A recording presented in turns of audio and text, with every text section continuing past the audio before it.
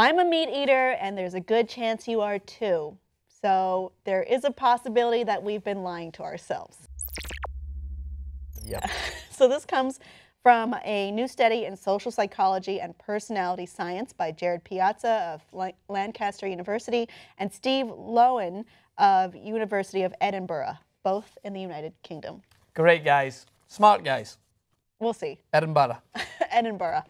And basically, they did some research into how people who would eat, for example, pork, would presume them. So when we make the decision to eat meat, besides the idea that it's tasty, tasty, and delicious and makes us happy, there's also the rationalization that comes along with it, which is, in most of the world, people will not eat dogs, but they will eat pigs. What if you found out that pigs were as smart or maybe smarter than dogs? Would you want to stop eating them? The answer is usually no. Yeah. But that is the rationalization that people usually do when they're deciding to eat animals, which is, oh, they're not intelligent enough to understand this, it's okay, and I'm doing this. But that definitely changes when we come over to the idea of eating pigs, and it tested out. There was a very interesting scenario put forth. Do you eat pork? Yes, I do. I just can't say no to bacon. I mean, who could? Yeah, besides someone who's definitely a vegetarian. Yeah, and that's the thing, or it Jewish. could, or exactly, it could be through different cultures, different religions. And I am from the strong basis as to, it all depends on the cultural normality that you grow up in. Like, it's just, I don't know how far back we need to go in centuries that dogs were viewed as pets. Like, it just so happens that we were born into this environment where it's not even the fact that we think dogs might be more intelligent than pigs. It's just that pigs. We love dogs. Yeah, we love dogs, and dogs. Like you wouldn't dream of eating your little pet Luna. It would be a life ruiner. See, look, he's like about to cry now. I think you already I'm ruined sorry, it. Francis. I think you already ruined You're it. never going to eat Luna, and you love her, and she loves you. Does that make you feel better? The world is back. It's realigned. Okay. The stars are back. They've realigned themselves. But there is something that we tell ourselves, which is, course. oh, well, they're stupid, so, but I would never eat an intelligent animal. I would never eat something that would understand what is happening to it and has cognizance and meaning and worth. Yeah. And don't get mad just yet, everyone. So in this study, they found that there was a lot of motivated reasoning, which is, well, I like this, so I'm going to rationalize me doing it. Yes. Even though it conflicts with my morality that I've imposed on myself, or maybe society has imposed on me. Well, it's interesting. Yeah.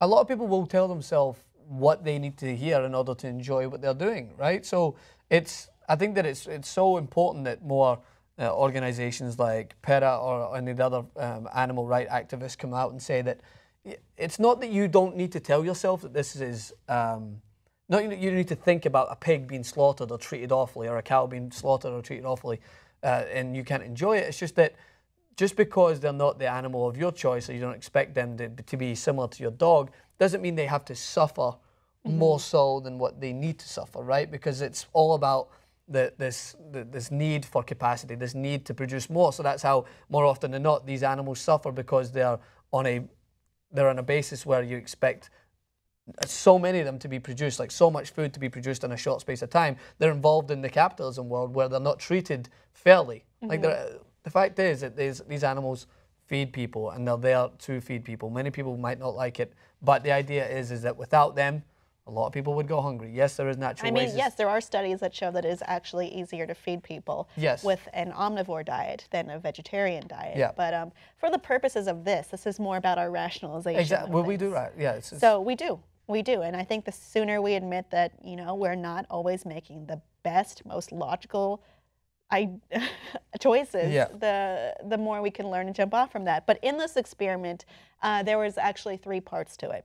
So in one, they wanted to see, they used Mechanical Turk workers, which are anyone who works in the Amazon Mechanical Turk. You could sign up for this today, no matter where you are. And they were told about a fictional species called troblins on another planet. So everyone's laughing at troblins, but this is the problem. This is a thing, and I need you to think about this critically.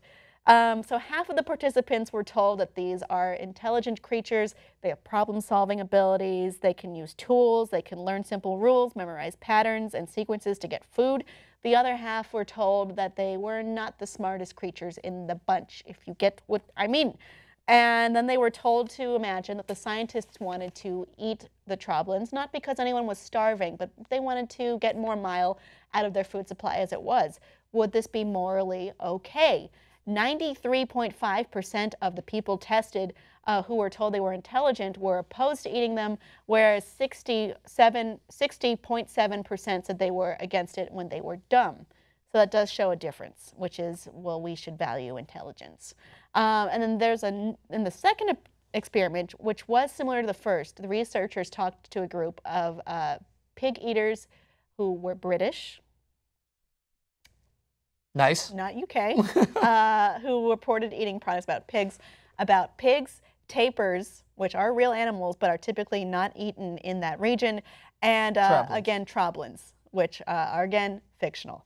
As in the previous experiment, the researchers randomized whether the animals were described as high or low intelligence and were asked to give a moral standing rating on a scale of 1 to 7. Oh, no, I'm sorry. On this one, it was a 100-point scale. On the next one's 1 to 7. As it turned out, descriptions of high intelligence only led to higher moral standing, and when it came to tapirs and troblins, but not so much delicious, delicious pork. So, I mean, or maybe something that wasn't accustomed to being viewed as food.